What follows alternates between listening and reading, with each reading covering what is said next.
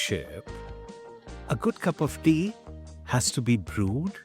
It requires time and it requires heat. So a good leader, you don't become a leader overnight. It takes time before you become a good leader. Just like the various ingredients in a good cup of tea, the various ingredients in leadership. I believe that to succeed, you need the fierce fire of ambition. But it has to be tempered with the cooling waters of humility. High-performing business works, Ajita, on three axes. First is the mindset. Second is the capabilities. And the third is the performance anatomy. Let's rock and roll.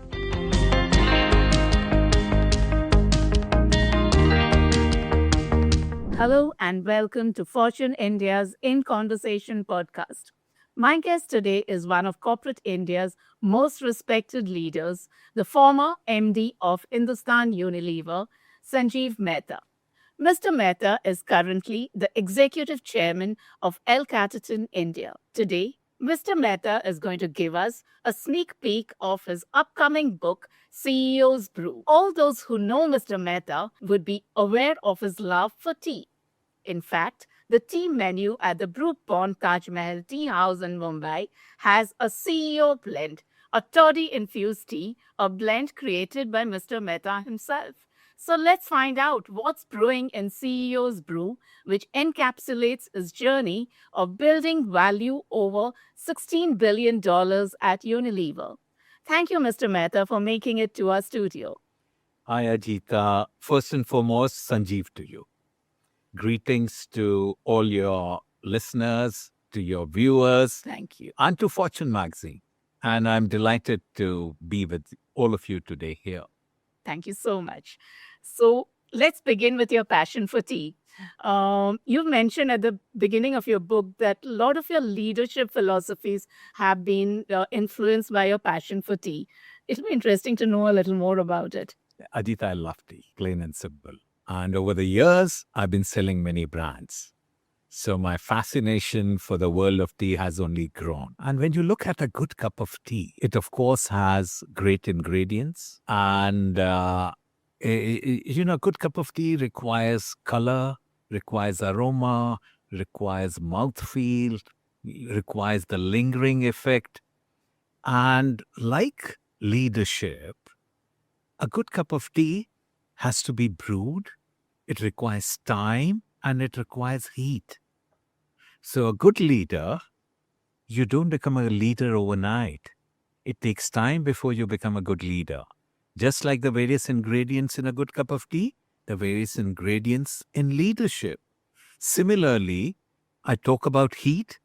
Unless you have gone through different economic cycles, unless you have seen the world, the sea, the turbulent sea, you would not become a good leader. And that's the reason I thought, let me capture the world of tea in my book, and I named it A CEO's Brew. That's so interesting. The other thing which I noticed in your book is the entire narrative is laced with acronyms. And the one which particularly struck me was ambition. And then, of course, it goes on, Actopace, then you have Vimy, and the list goes on.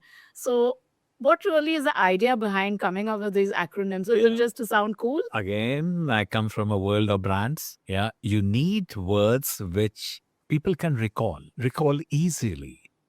Now, ambition comes from, I believe that to succeed, you need the fierce fire of ambition.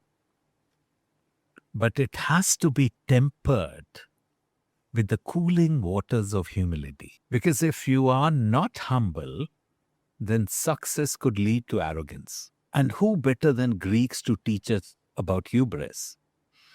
I have been greatly influenced by my parents.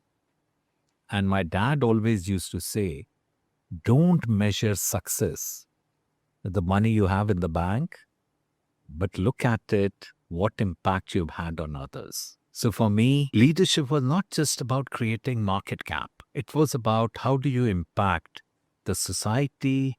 How do you have a positive impact on the environment? How do you make a difference to the context? And if you don't have your feet on the ground, you would not be a good listener. If you don't have a feet on the ground, you would not be a learner. You won't accept your failures. And all those are extremely important if you have to become a good, effective leader. So, ambition has to be a way of life. And I hope that a lot of people adopt the philosophy behind ambition. But what really is the idea behind having these acronyms? Is it Oh, it is recall, branding, as simple as that. For example, Actopace. Actopace was the acronym we had done when we were changing the culture of Unilever Bangladesh. And the underlying theme was speed. And whether it is trust, whether it is openness, whether it is collaboration, all those things which formed Actopace. Now, remembering all of them would not be easy. But remembering a word like Actopace is much simpler. Same with Vimy. In fact, the word winning in many Indias was coined by my wife, Mona. I remember I moved to India and the thought that India is not a homogeneous entity. Yeah. And treating India as one entity would be doing disservice to the consumers. And that time when I was still in Dubai and over the winter break, I had gone to Dubai. And Mona was telling me, what is your initial feel about being a HUL CEO? And I was telling her the challenges, the opportunities. And then I started telling her that the 20 countries I ran in North Africa, Middle East had more in common than the 29 states of India. Yeah. And treating India as one India would not do justice. So she said, you mean you'll have to win in many Indias? So that's how winning in many Indias came in and Vimy got coined. That's interesting. I mean, let's go back to your early days in Bangladesh. And that time, I mean, when you went to Bangladesh, you went as a finance professional, but your vision, your ambition always was to be a business leader. So, to become a business leader, what kind of a mindset change did it require? And also, the other thing I was curious to know in today's world, when AI and tech has taken over businesses in such a big way, how important is it to for a person to have multiple function experience? That's a very good question, Ajita. And many chartered accountants ask me that how did you pivot from being a finance person to the world of business? Even when I was doing articleship and one used to go on various audit assignments, I used to be more interested in the world of business than in seeing how good or bad the books were balanced. Of course, one had to do that. Yeah. But I was interested in understanding the business model, how money was being made, how value was being created. And my first job was with Union Carbide. And in Union Carbide, I had a fabulous opportunity. I was, at a very young age, made a member of the Bhopal gas crisis team. Yeah. Then I became the commercial head of chemicals and plastics business. Then I moved to sales and marketing. And I loved the world of sales and marketing. That's where I realized the rubber hits the road. All that you do at the end of the day, it's only when you sell and collect the money that the chain of business starts moving. So I was very fascinated with the world. And I said, if I have to become a business leader, I have to understand the different facets of business. I remember vividly, Ajita, when I was head of chemicals and plastic, commercial head of chemicals and plastic business, my first management meeting, it was Greek and Latin. The people were talking about the Brent price. They were talking about should we make ethylene out of naphtha or out of ethanol, whether you should make benzene or toluene or xylene or what grade of polymer. And I went to my boss, a gentleman called Mr. Subimal Bose, a fabulous gentleman. And I said, Mr. Bose, I plan to take 30 days leave. And he said, Sanjiv, are you going to get married? So I told Mr. Bose, no, I don't have that idea right now, but I'll be at the plant. So he had that smile, a benign kind of smile on his face. And I spent my 30 days at the factory learning everything about chemicals and plastics. from operators and the engineers. I would go home only to take a shower and change my clothes.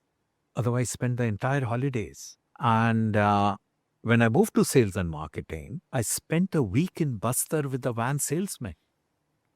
Yeah, living in dhabas, understanding what rural marketing and selling is all about. How, if there is a 2 rupee difference on a case of 950D ever-ready batteries, they would move from one town to the other. So I was fascinated with this. And when I was in Unilever Arabia, I also became in charge of supply chain. So I was grooming myself to be a general manager.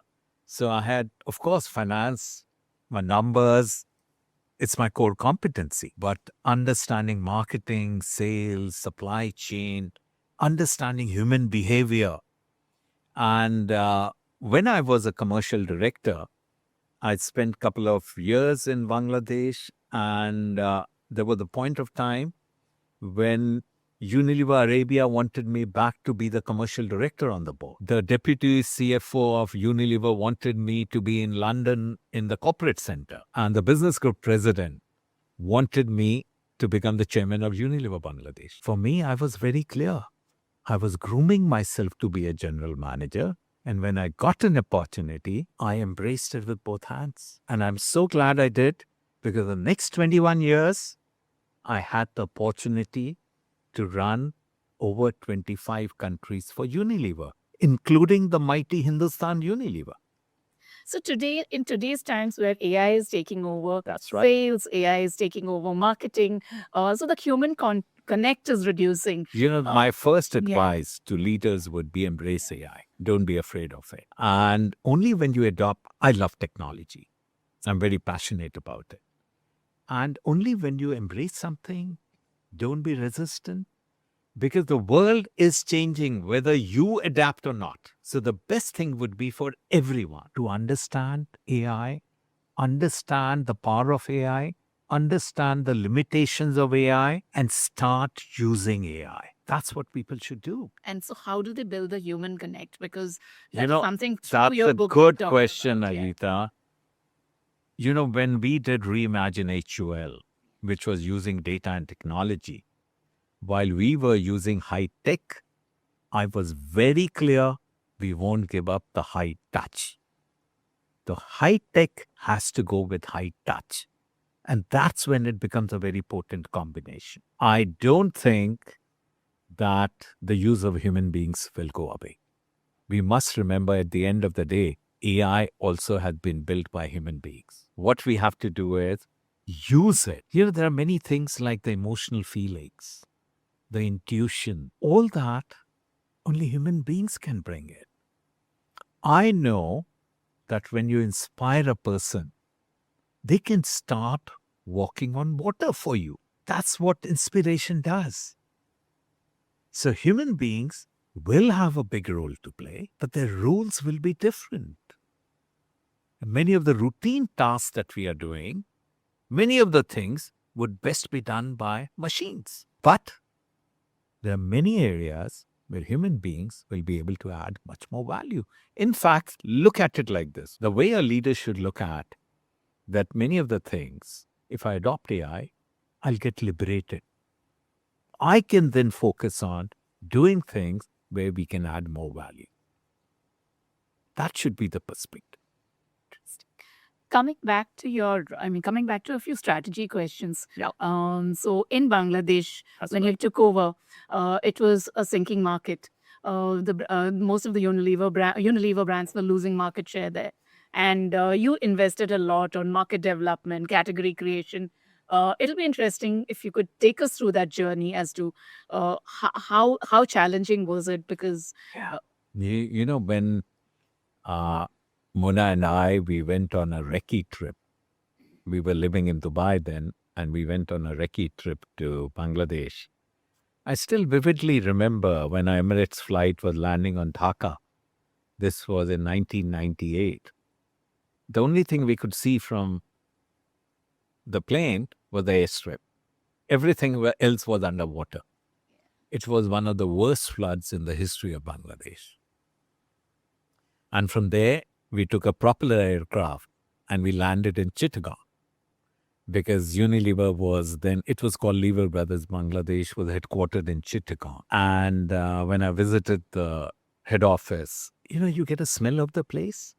When a business is doing well, you can see the vibrancy. You can see the energy. And if the business is not doing well, you can see that how diffident the people are. The shoulders are drooping.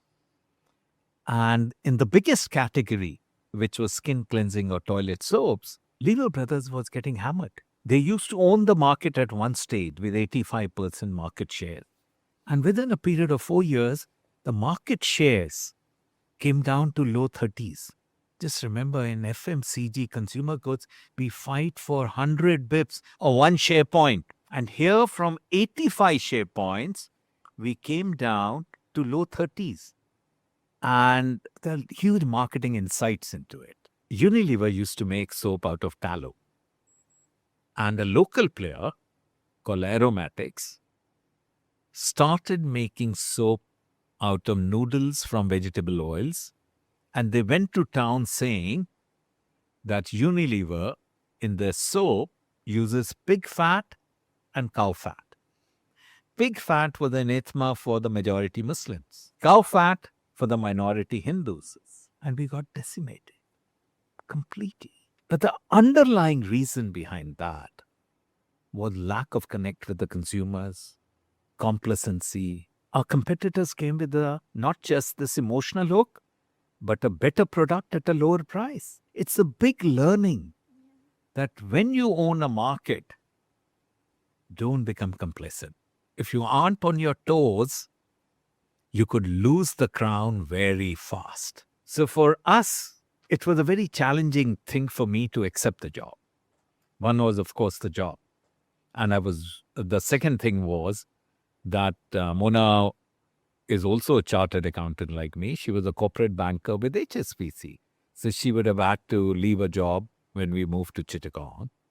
The third, our babies, we had twin daughters. They were very young.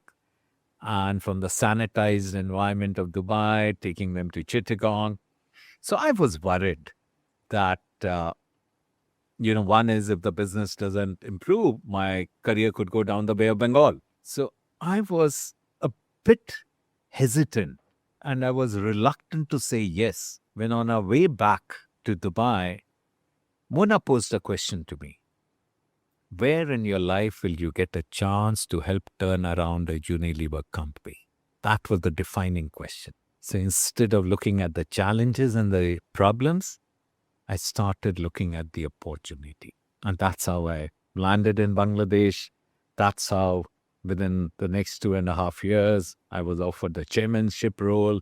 And in early 2001, I took over as the chairman of Bangladesh. You also talked about, in there's one segment in your book where you've talked about fighting low-priced. Absolutely. Low-priced competitors. Yes, yes. In a developing country, yes, you would always have low-priced competitors. And low price doesn't necessarily mean low quality. Yeah. A competitor could be low priced because their profit ambition could be very different. It could also be that they may not have all the ingredients that you have in the product which others may have.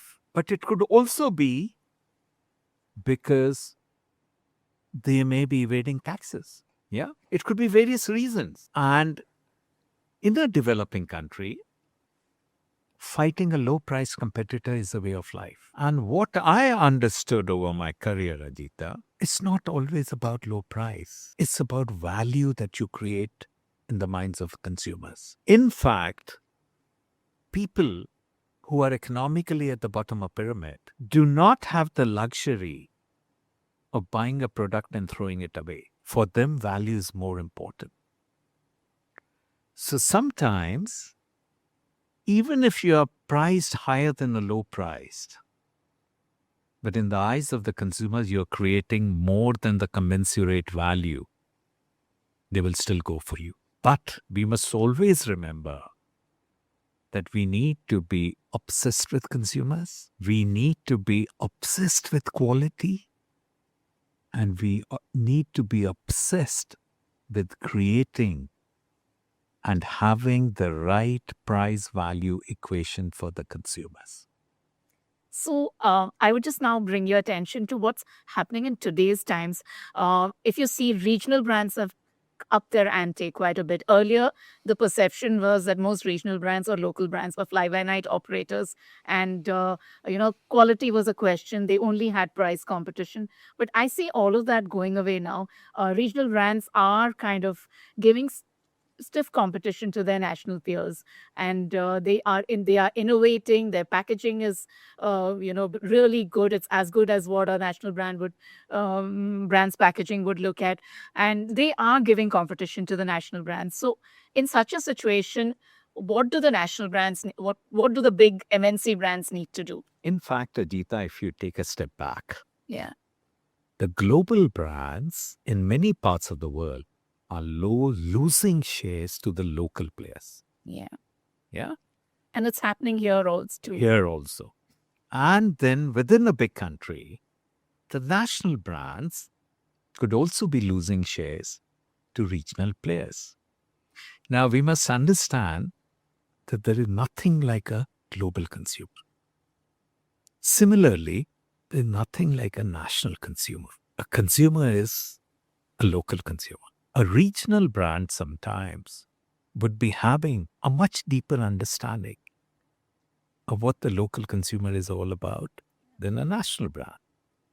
Similarly, a local brand could be having a much more deeper understanding of the consumer than a global brand. So this one size fits all will not work. The other thing we must remember, that technology is increasingly getting democratized. Yeah.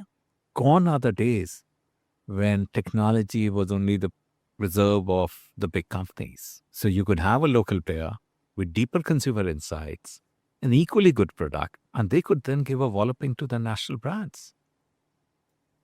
So the important is understand your cohort of consumers. In fact, this understanding also went behind the winning in many Indias, that consumers are different in different places of India. Yeah.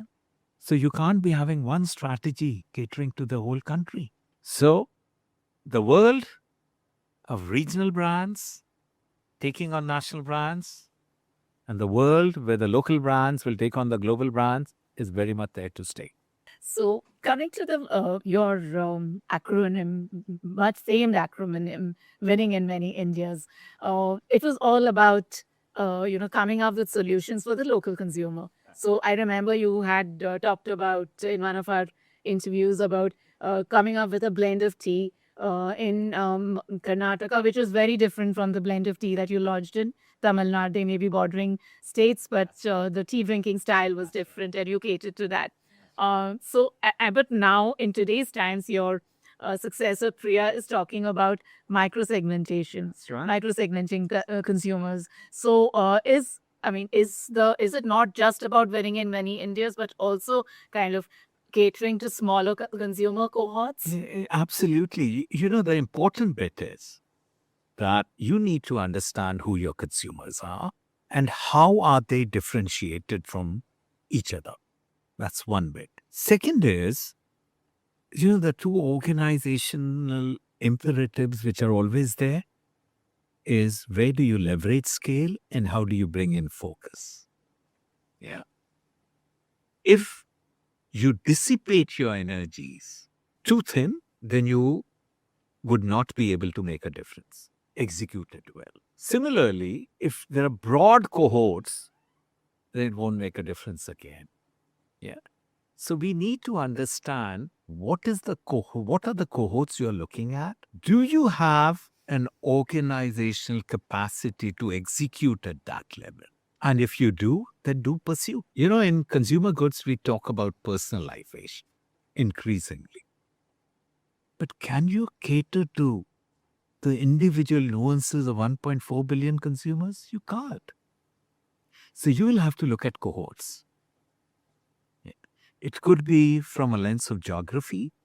It could be from the lens of different cohorts of consumers. So the important bit, Ajita, is to understand that at what level do you have an understanding and at what level would you be able to execute. But the important understanding, the core proposition is de-averaging. Averaging is a sin. You need to de-average your consumers. So, what is the perfect mantra of kind of building a business, building an FMCG business, which is The perfect mantra, in fact, in my book, I have alluded to it because over my years, I had kind of codified it. And high performing business works, Ajita, on three axes. First is the mindset, second is the capabilities, and the third is the performance anatomy. Yeah. So let me talk about each one of them.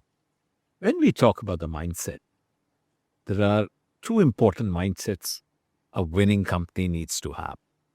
One is the growth mindset, and the second is especially true for professional companies, owners' mindset. Yeah. Growth mindset is hunting for opportunities. If you look at the Chinese language, the word crisis is made of two characters, danger and opportunity. So you need to have a mindset that come rain or shine, come turbulence or placid waters, come booming economy or slowing economy, hunt for opportunities. It's a mindset thing. The second is, if you work for a professional company and if you are able to instill in people that you are the owners, you behave like an owner. Every rupee or dollar you spend, you ask yourself, if it was my own company, would I do it? And you get the same thrill out of winning which the owner gets. Then that's the difference between a winning company and a not so winning company. The second axis is capability. Now, capabilities have to be distinctive and hard to replicate. If they are not distinctive and hard to replicate, then they won't give you a competitive edge. When we had this golden decade of HUL, the two capabilities that we built, it made a material difference to the company. One was winning in many Indias, and the second was reimagining HUL using data and technology. The third axis is performance, and not me. Yeah. What does it mean? It entails how you do your strategy, the fetish for execution that you have, which is making it happen. Yeah. Meter by meter, daily grind, the culture that you have in the business, the talent management. How do you attract the best talent? How do you nurture and retain them? And the performance management that you have in the company. These three axes pulled together makes it into a high-performing company. Now, in many ways, Ajita, this principle applies even to a nation state. Yeah, let me expand and let me bring in and talk about the India of today. Take the mindset. We speak about Viksit Bharat. Mr. Modi, our Prime Minister, has been talking about it. Does it really matter whether India becomes a developed country by 2047 or 2052 or 2045? In my opinion, no. I think the biggest thing Viksit Bharat has done has instilled the self-belief, the confidence in Indians that we can become a developed nation. Yeah. Yeah.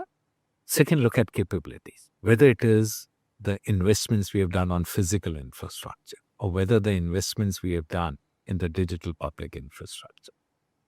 It has completely changed the game for India. Yeah. 10 years back, the total number of highways we had were about 95,000 kilometers. Now it is 150,000 kilometers. The electrified railroad was about 25,000 odd kilometers. Today it is 50,000. If you look at the number of airports, they were about 74. Now it is 150 airports. It's a quantum shift. And the DPI has been a game changer. The way Indians today watch cricket on Hotstar, the way they entertain themselves, the way they do commerce, the way they watch movies, the way they educate themselves has changed dramatically. One big reason being this entire infrastructure that has been created with an emphasis that data is a public asset. Now look at the performance anatomy, the macroeconomic stability, the political stability, yeah. Again, the fetish for execution. Yeah. So when we talk about at a national level, the performance anatomy, first is the political stability. Look at the countries across our neighboring countries. Complete lack of political stability. Look at macroeconomic stability. When we were growing up, I could have never thought that the inflation in India could be less than in UK or France. Yeah. Today, look at our forex reserves. Not so long back, it's still etched the people of my generation in 1991 to get a measly loan of $2 billion from IMF. We had to cart coal from the walls of Reserve Bank of India. Yeah. Or even during the global financial crisis. When the Fed said taper, the rupee crashed. Today we have reserves of $700 billion. And then what Mr. Modi rightly talks about, the mission mode. The essence is execution. It's about making it happen. So this framework of the mindset, the capabilities, and the high performance anatomy, it works for a consumer goods company. It could work for any other company. And it also works for a nation state. Interesting. So you talked about complacency as enemy, and coming to the Unilever Philippines journey of yours, you called it a classic case of satisfactory underperformance. So was it like a business which had grown quite well to a sizable size, and they didn't feel the need to Let me explain that. When I went from Bangladesh to Philippines was a healthy business. Yeah, it was a business in dire straits like Lever Brothers Bangladesh. But when I looked at that, healthy business, growing, not winning market shares, but healthy profitability. And then I looked at that for the last 5 years, did they deliver on the top and bottom line target? Yeah. So the top line, bottom line into 5 years, 10 targets. They delivered only one of the 10 targets. So the reason I say satisfactory underperformance often goes under the radar, because you come under the radar when either you're like Unilever in Bangladesh, or if you're performing exceedingly well. Otherwise, you often are hidden. And that was the state of Unilever Philippines. And my job as a leader was instill in them the hunger to succeed, the self-belief, and bringing in the winning mindset. That was my role as a leader when I went in there. Then coming to Middle East and North Africa, I mean, I'm sure there was not a single dull moment, because you faced the Arab Spring, and the global meltdown, financial meltdown happened during that time, and you have an entire section on marketing principles during crisis. Yeah. So that'll be interesting to hear from you as to. I'll just describe the Arab Spring for a moment for your viewers. Arab Spring, to those who are a bit interested in history, it started with a fruit vendor self-immolating himself in Tunis, in Tunisia. Yeah. And because the police was harassing him. But the genesis of the problem was economic. Unemployment, people not having opportunity, dictatorial regimes, not having a place to vent your feeling. So, what started as a crisis in one country spread across the region. One of our big business was in Egypt, which was being ruled by President Hosni Mubarak for years. And Egypt went up in flames. It became so bad that there was a time when even the police had vacated the barracks. There was complete mayhem. The country came to a complete standstill. And as the chairman of the region, my first job was to look after my people. That's the first most important thing in a crisis. Because remember something, Ajita, that when you head a large company, you're not just responsible for the people who directly work for you. You're responsible for all the people who indirectly also work for you. Your distributors, the distributor salesmen, the merchandisers, your suppliers, the people who work for them, and their families. So it's a very onerous responsibility. So one had to look after the people that was foremost. So what we had done in Egypt, that I told my team that go to your distributors, whatever cash you can collect, you please bring it to your factory. The distributors were happy because they were worried that the cash could get looted because the banks were closed. Our people made packets of money and then they went and gave it to each of our employees and also people who were in our ecosystem. Our people also went to the wholesalers, collected whatever food they could lay their hands on and brought them through the factory. And we told our people, whoever runs out of food, come and collect it from the factory. And when the factories were being burned down, nothing happened to the Unilever factories because our workers voluntarily, 24 hours a day, in shifts, guarded the factory premises.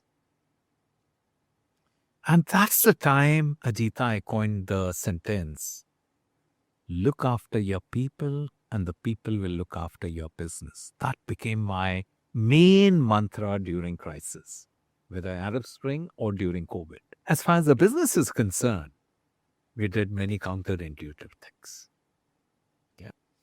I remember telling my managing director in Unilever Mashreq, a gentleman called Khalid Fayed, a fabulous gentleman, that Khalid, I want you to revise the business plan and make it aggressive. The first time I told him, he started laughing. He thought I'm joking. The country is up in flames and my boss is saying make an aggressive plan. I said, Khalid, don't worry. Yeah, make an aggressive.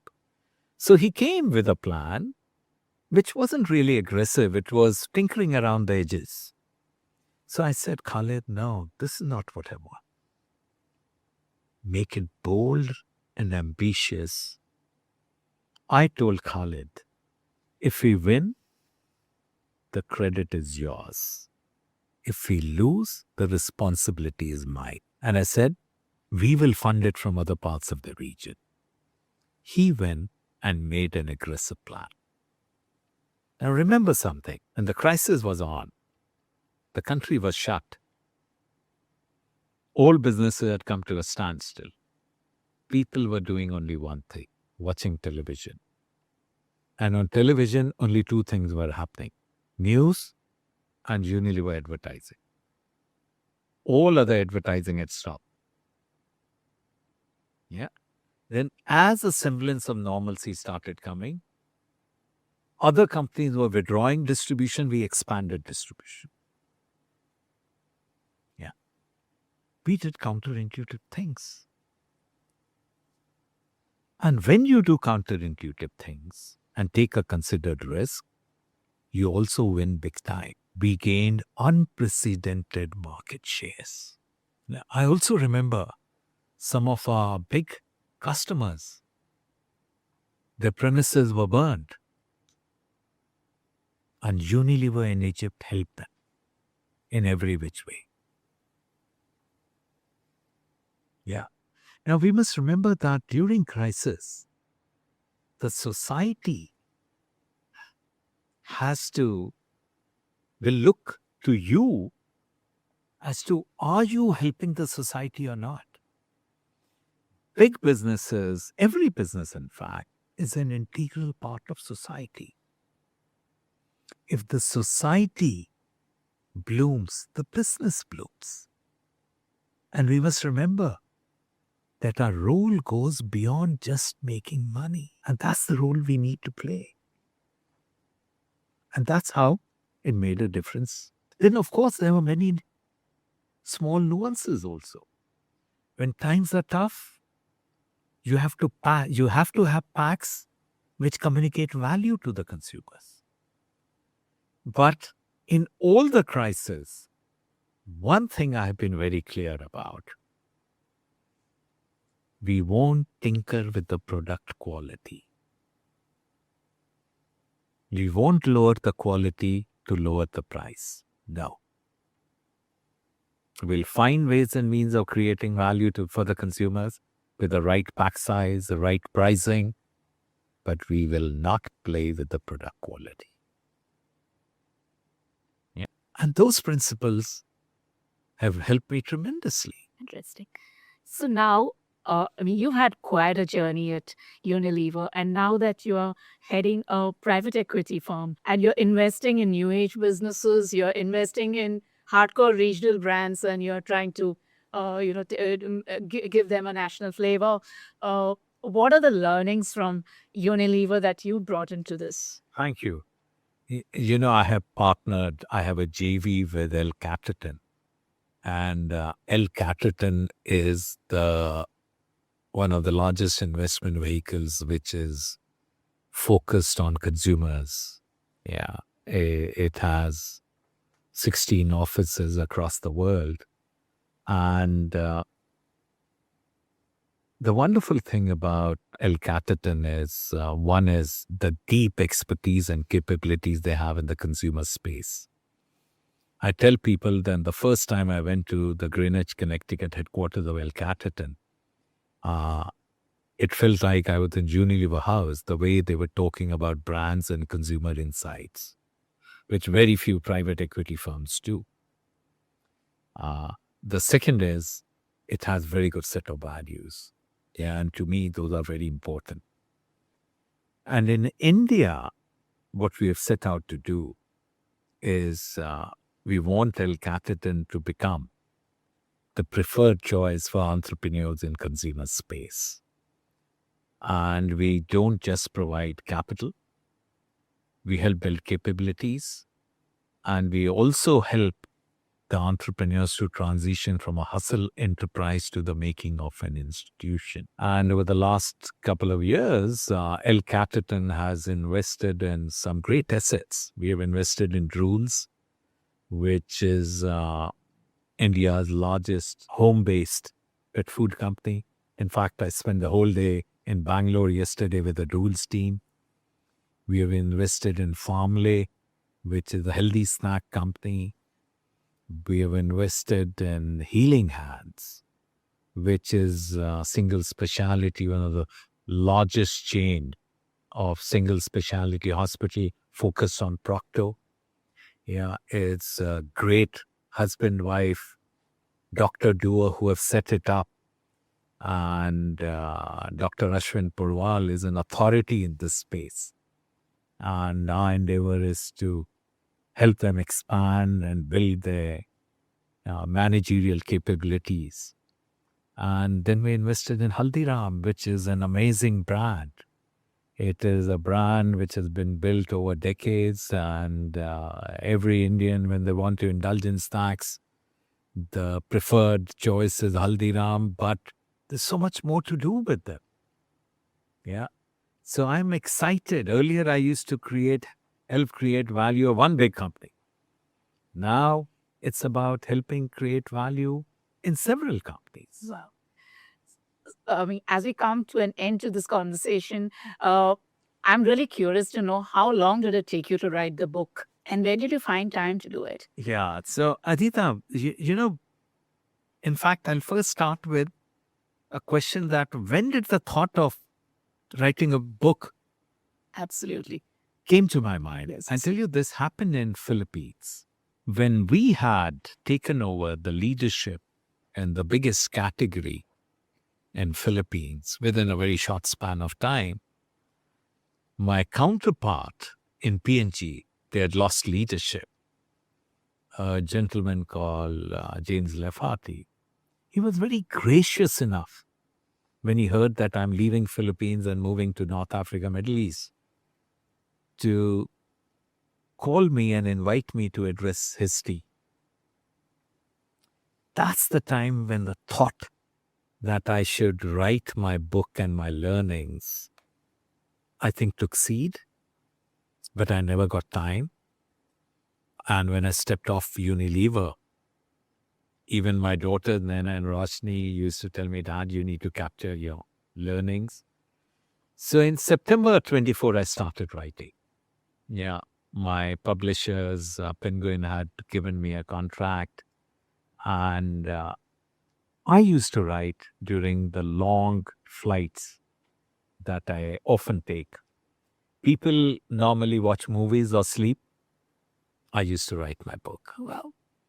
And I finished writing my book, my first, by May of 25. Then, of course, it went through the edits, etc., and all that. But yeah, between September and May 25, I wrote most of the book. Thank you so much for talking to Fortune India. And it was a pleasure speaking to you. And each time I talk to you, I go back wiser. Thank you. Thank you so Always a much. pleasure, Ajita, and wish you and Fortune and all your listeners and viewers the very best. Thank you. Thank you. So, CEO's Brew is a business book with a difference. Mr. Sanjiv Mehta, through his lived experiences, tells us about the secret of building high performance organizations that have all the ingredients of standing the test of time. It is a story of how businesses can deliver extraordinary value while lifting people and communities along the way. Do pick up your copy.